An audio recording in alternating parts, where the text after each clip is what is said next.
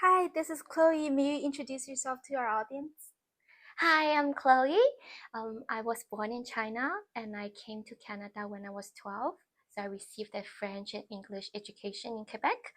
I graduated from Concordia University majoring in accountancy, and then I went to work with Sun Life, the top 500 companies in the world. And then now I own my ballet school and I work as principal and ballet teacher in this school. How was your academic performance, especially math in school? Have you participated any math contests or obtained any awards? I was a really good student when I was young because I came to Canada when I was 12. So I received the fundamental basic math logic training in China. So when I came here, the math class for me is an easy class. And because I just started to learn French, so I didn't get a lot of confidence from French, but I got a lot of confidence from my math. And then after my welcome class, I went to the regular high school and I already skipped a level in the math class and I graduated high school in the 99 percentile on the final report card of the government. So I was really proud and I was happy. And I chose commerce in CEGEP, and one of the courses in commerce is the calculus. So I continued my math education in the CEGEP. But no, I never participated in any math competition. When did you choose a math-related major and why? I guess when I chose commerce, it's because it included all the courses that I want to learn. Mhm. So it has math, it has logic, it has psychology, it has languages. So after I graduated with commerce from CEGEP, I was sure that I'm going to business school. University, but I wasn't sure which major. So, and when I was looking to the majors that is in the business school, my mom was an accountant, Ooh. and yeah, so I when I was looking at the accountancy, I'm like, oh, this looks familiar, and I didn't like other majors, so I decided to go with accountancy, and I finished with accountancy. So you mentioned that after university you work for Sun Life. May you tell us about your occupation? What does a typical day look like? So my title in Sun Life was a senior accounting specialist, and the department I was in is the financial control team. So basically, our task is to spot all the errors that happen in the financial statements, and then we have to fix it, see who made the mistake. We have to go find that person, that team, and then we fix them together. So if you're in the business world, you are familiar with the word um, auditing. So my team is basically the internal auditing department of Sun Life. So before we hand out our financial statements, our reports to the external auditors, we have to make sure that everything's correctly stated. And especially Sun Life is a public company. So we have a lot of shareholders who have to be responsible and be honest. So we have to make sure that there's no mistakes or no fraud before we hand out the statements. Do you work a lot with numbers? And what about your colleagues? Are they also good at numbers? Do they also have similar education background as you? Yes, I work a lot with numbers. All I see is number every day in front Ooh. of the computer, and all members of our team, we have at least two screens Mhm. because we constantly has to compare numbers from different statements, different departments, and within all those numbers, you have to use your logic to spot the red flag in that spreadsheet. And maybe that spreadsheet has thousands of entries. So numbers, a lot of numbers. Mhm. And yes, and my team members mostly our tasks are the same. So they work with a lot with numbers as well. And they do most of them they do have the business background as well. And I work with a lot of CPAs, which is certified professional accountant. Um, and I do work with some of the colleagues, they are CFA as well, so certified financial analyst. Mhm. And personally, myself, I was studying CFA as well.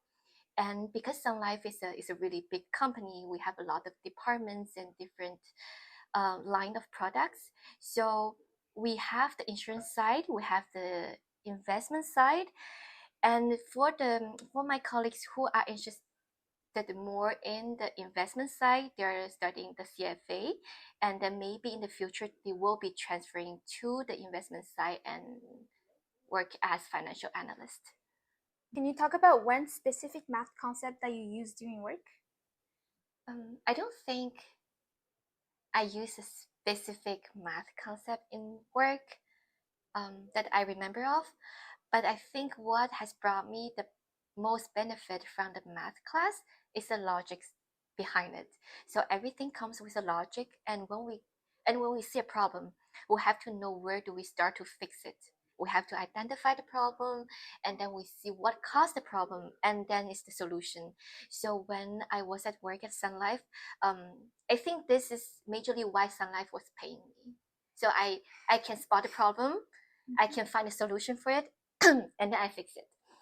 But for example, like formulas or any math concept, everything's available now online. It's very public, and even in Excel, you have all the formulas available for you. You don't need to memorize them, but you have to know when to use them and which one to use them.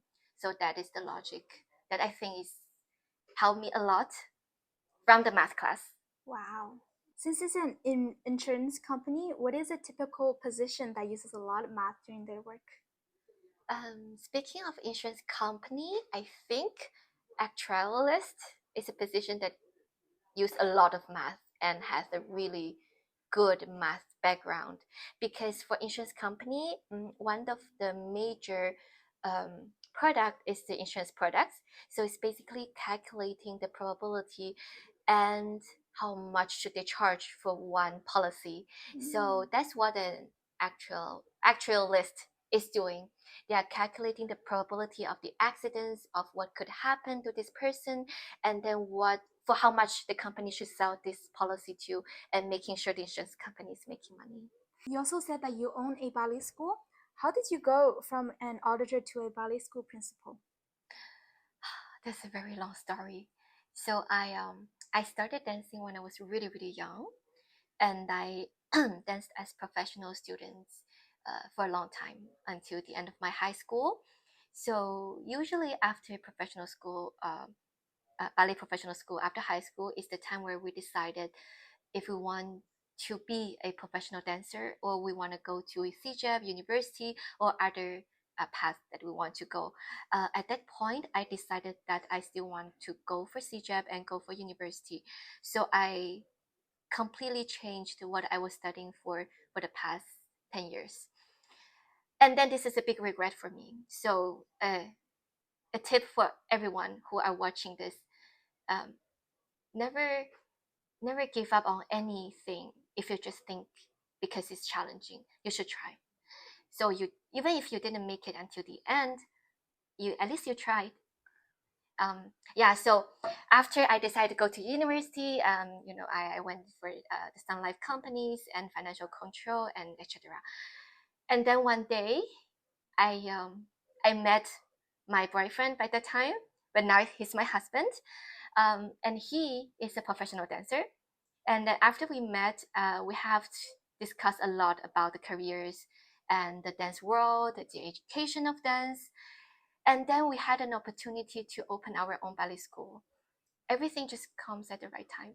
And we, in the beginning, we decided to just teach a few classes to see how we should see if it works, see if we can try. So in the beginning, I was only teaching during the weekend. So I still hold my full-time work at Sun Life, and I teach during the weekend.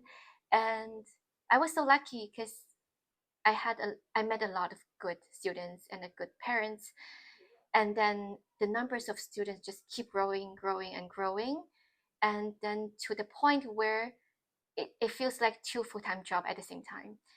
And I couldn't handle it anymore. And then it was the big decision time again, the same as when I decide that I want to go to university. And then now is also another time to get a decision that's going to change my lifetime. But yeah, I chose another way. I chose to not have regrets. So I quit my job at Sun Life, and then we went for the ballet school. And then and the ballet school is here. And then we are working, and our students are growing up.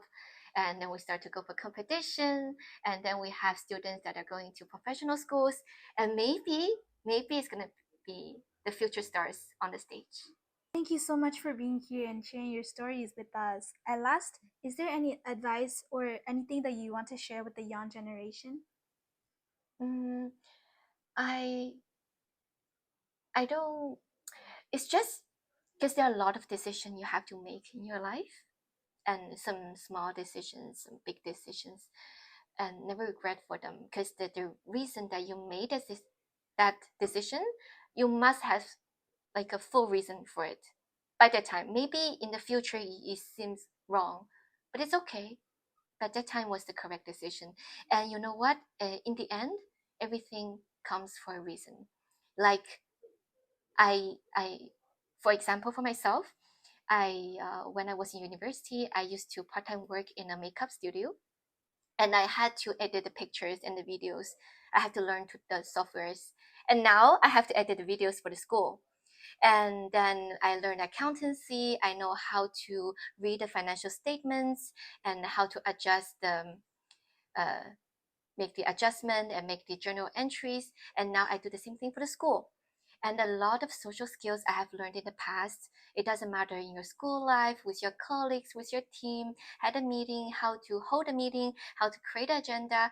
Everything just comes at different time of life. And in the end, it's all useful and they come for a reason.